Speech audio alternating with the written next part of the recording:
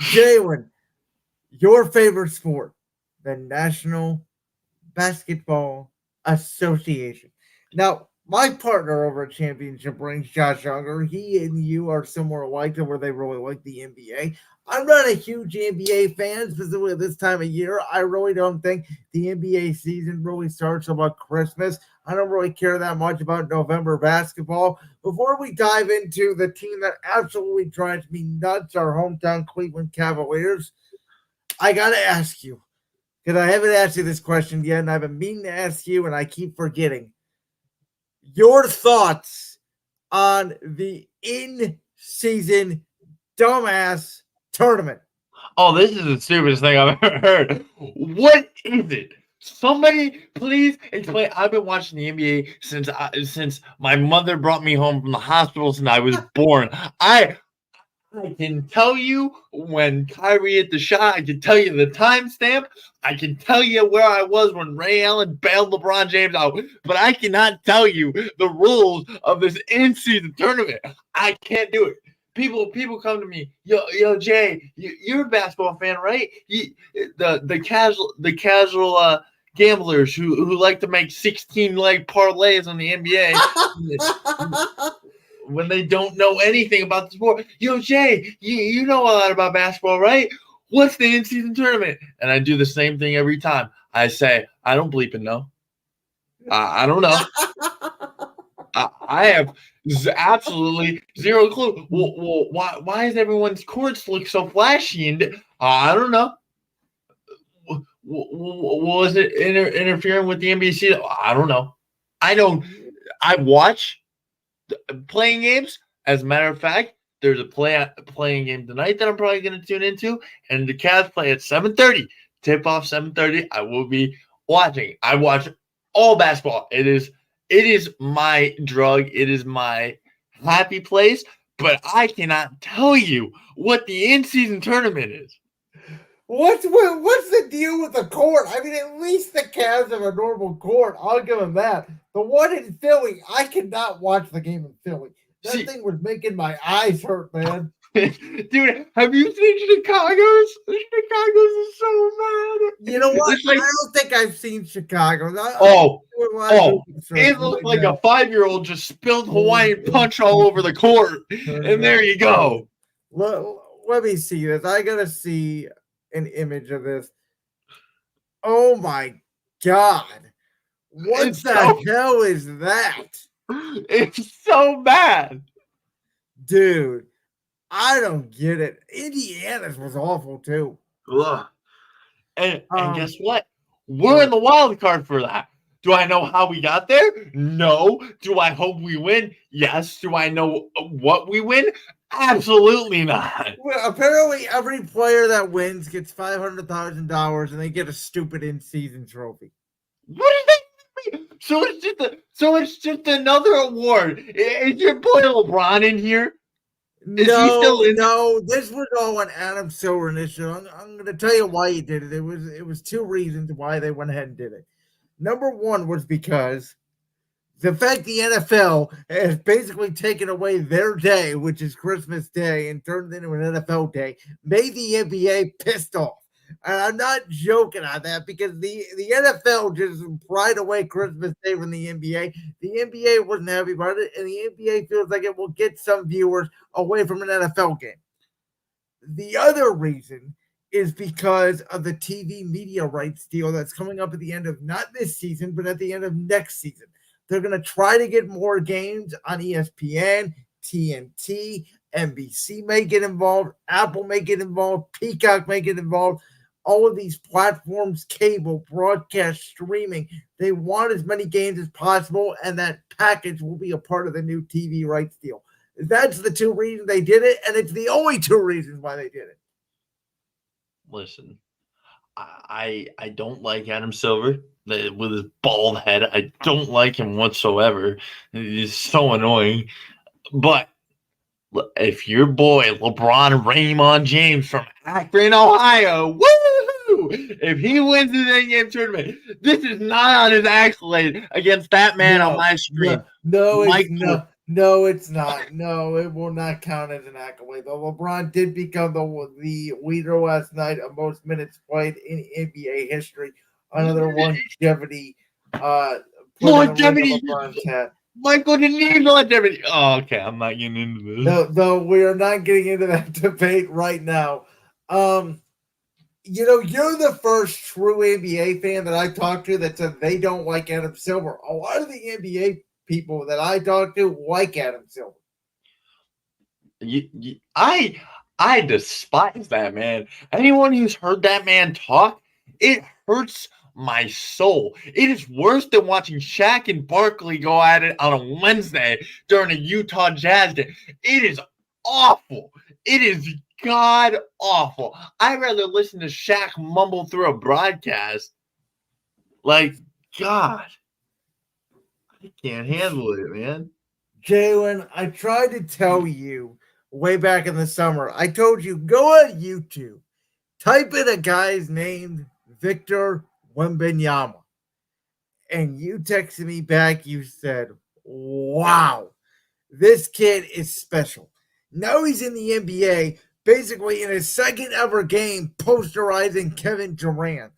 He put the Spurs back on the map. Now, I'm not the biggest fan of Greg Popovich. Whatever he said about Kawhi Leonard, I thought was just ignorant.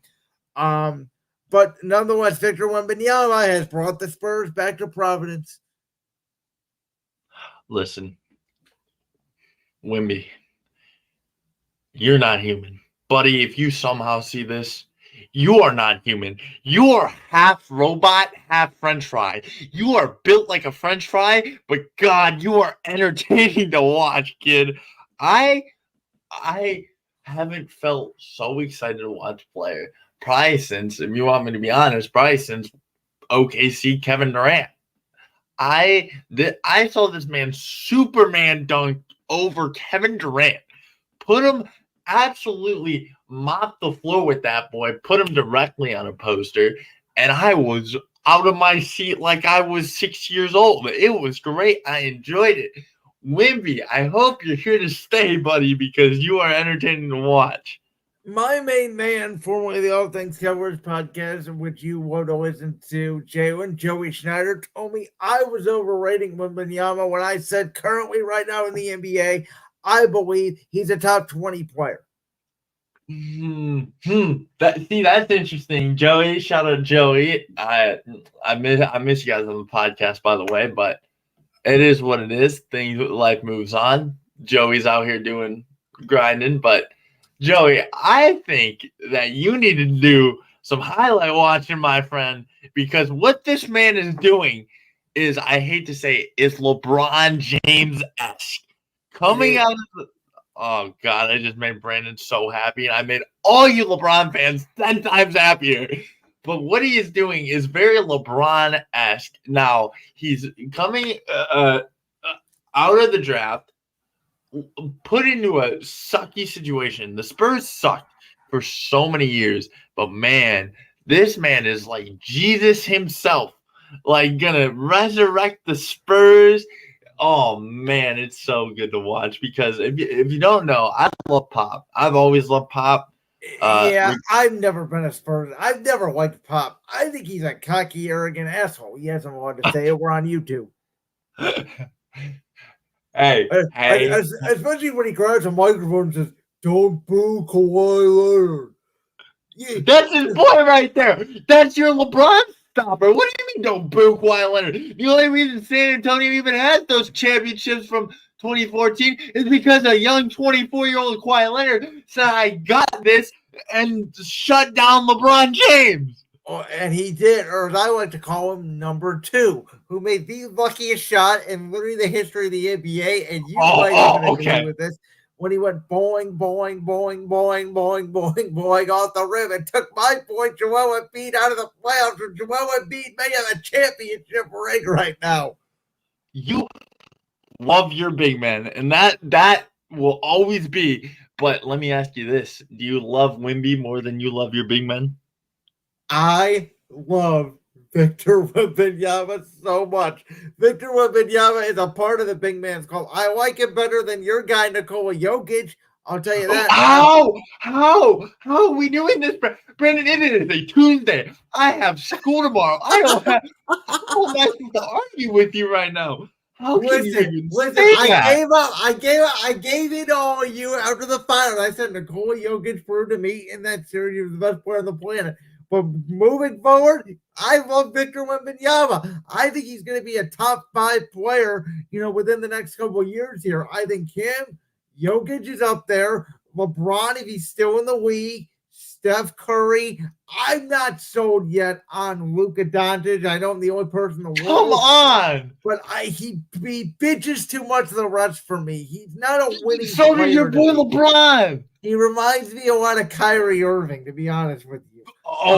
And you just hate Kyrie Irving. And they're on the same team. No, I don't like guys that cause drama. I don't like flashy guys. Listen. It's not about I don't care what you believe in COVID wise. I don't care what you believe in. This is about sports. Now, let me ask you this. Kyrie Irving, yes, he complained a little bit about the vaccine and he thinks the world's flat and he's going psycho. But is there anybody who can dribble a ball prettier than Kyrie Irving? Steph's close, but no, I don't think so. Exactly. Now, don't give flack to Kyrie. Put all the political vaccine BS to the side because this is sports, folks. He's just a bad locker room guy. He drives me nuts. It's a lot like James Harden. James Harden drives me nuts. James Harden is also 400 pounds right now. James Harden. Listen, did I not tell our good buddy Josh Unger that when he was trying to be nice to James Harden? I don't know if you watched this clip from Championship Rings, but it was when he just got traded to the Clippers. And he was like, oh, Harden left this and Harden left that. And I said, no, here's what happened. Harden ate Oreos. He got fat as a horse and quit his way out of Houston. He got fat as a horse and quit his way out of Philly. And now he's just on the Clippers doing yaddy-daddy-da because that team's a chemistry disaster. He's about as fat as Michael Kid Behind the Camera is right now. If you put them next to each other, I know you watch Kid Behind the Camera and your grandpa as a kid. If you put Michael and James Harden next to each other, James Harden might be heavier because he is wide. He's about as wide as the basketball rim. So, Jalen, I was going to talk to you about this team earlier, but it looks like we're saving them from last because I really am dreading the conversation. Listen, I watch this team a lot like you do. You mentioned you're going to watch them tonight. Watching the Cavs, I need aspirin. I can't stand watching this team. Tell me the last time they played a complete game from start to finish when they actually beat a legitimate team that didn't have all their starters out. Yeah, I can't tell you. I mean, Mitchell's been hurt. Garland's been hurt. Jared Allen's been hurt. Evan Mobley's still playing like a pussy in year 3. Okay, here we go. JB Bickerstaff still hasn't figured out his rotations in year God knows whatever. I mean, Struz has been a decent addition. They still don't have a great bench. I'd like to see them get an actual backup point guard outside of Ty Jerome. But this team is soft as hell, man.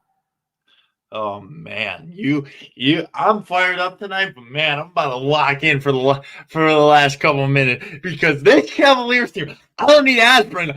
I need some other drug. I need the most powerful thing the doctors have. Give me something. Just load me up because watching this team feels like I'm just like my head is just jumping out of like my brain is just ready to jump out of my skull. Like it is like I'm gonna just vomit everywhere. Karis LeVert can't dribble the ball for God's sake. He doesn't pass. When's the last time LeVert passed the ball? March 17th, 2019, probably. Ever since he landed up. Maybe lockdown because maybe he didn't want to get germs on his hands from the basketball, so maybe he passed it real quick. But that's it. And then you got Evan Mobley who can't make a 15-footer for God knows why, so they just leave him open in the paint, and you know it's gonna hit the front of the rim. You know it's gonna hit the front of the rim. It's going to smack the front of the rim, and then here comes Jared Allen, big old 7-foot softy, going to tap it, not even grab a rebound. Won't even put his hand up to grab a rebound. He's not going to grab the rebound. He's just going to tap it away. You ever notice that, Brandon? He volleys it. Notice it. I can cheer it out rather than be playing Pokemon Go in his locker room. Jesus. DG's been playing all right, but besides that, Donovan Mitchell's having a down year. Darius Garland is putting up numbers when Mitchell doesn't play, so that concerns me. When your best player is playing well without your other player, that's a bit concerning. Yeah, you got Porter Jr. That kid's a baller. That's Cavalier. And then, for God's sake, I miss Isaac Okoro. Wait, hold on, stop. I was waiting for this. Wait a minute. You came on this show in June. You eviscerated. You weren't even allowed to say the name Isaac Okoro. And this man right here has went out and said he missed his Isaac Okoro. Oh, wait a minute. Where did that come from? Listen, this man on the defense side of the ball. God, I never thought I would miss him in my life, but Isaac, I'm so sorry for everything I've ever said to you. You offensively, you are still absolutely, you're horrible, but defensively, you are a defensive glue, my friend. Bro, you are the defensive glue. 6 feet away, and he makes a basket. I fall to my knees and say, "What just happened?" This thing's so you might have marked the day I said this, because I guarantee when I come on in 6 months or so, I'm going to say something about Isaac Okoro. And I swear to God, if Karis LeVert doesn't start passing the ball, I'm trading you by the trade deadline, buddy. So ultimately, I do feel like when it comes to our Cavs, it's going to be second round and out or first round and out. And that's why I'm not even looking forward to talking about these Cavs. It's like, can we get to April already? Like, I don't know if you agree with me on this or not, Jalen, but I do feel like in the NBA, sort of a last sort of wrap-up topic here, November to March and then April, May, and June are two completely different sports. You get a series. You get adjustments. You don't get back-to-backs. You play the same team 7 times in 14 days, whatever it may be. Like the regular season almost to me turns into a Mickey Mouse season, and the real season in the NBA really starts in the playoffs because it's where the coaching matters, it's where the best teams play, and it's where the veterans like a Jimmy Butler actually show up to play. No, I don't agree, and this is because I'm a basketball fan, so I love basketball all year round. That's how I kind of feel with baseball. Not to switch topics, but like baseball doesn't start to me till October. That's fair. No, that's fair. I can see where a casual like yourself who only focuses on really one team, and then you focus on the stars. Obviously, your Jason Tatum's, which is horribly overrated. Sorry, Boston fans. Thank you. Oh my God. Thank you, God. My partner over at Championship Rings thinks he's a superstar. I don't see it. Josh, hold on. If this is how I'm ending the show, this is how I'm ending the show. I'm locking in. You think this man? Oh God! You think Jason Tatum is a superstar? When has he ever shown up for anything? The only thing he's shown up for is Deuce's second birthday party. That's the only thing he's ever shown up for. I keep saying, who was the best player of that series when they played Golden State in the finals for Boston? It was Jalen Brown. Thank you. I'd rather have Jalen Brown than Jason Tatum any day. Oh my God, we actually agree. Yes, I very much agree. And my cousin Keith, he's pretty much like my cousin. My cousin Keith, big Boston fan, big Boston fan. I told him I saw him at Thanksgiving, and we were sitting down. I had to stir the pot a little bit. It was getting a little quiet in the family room. I had to stir the pot. I said, I'd rather have Jalen Brown than Jason Tatum, and he looked at me absolutely sideways. And I said, when has he ever shown up for you? And then he goes, well, I admit he had a down year last year. No, he has down years every year because he doesn't know when to show up in the playoffs. And that is how we will end today's Brains World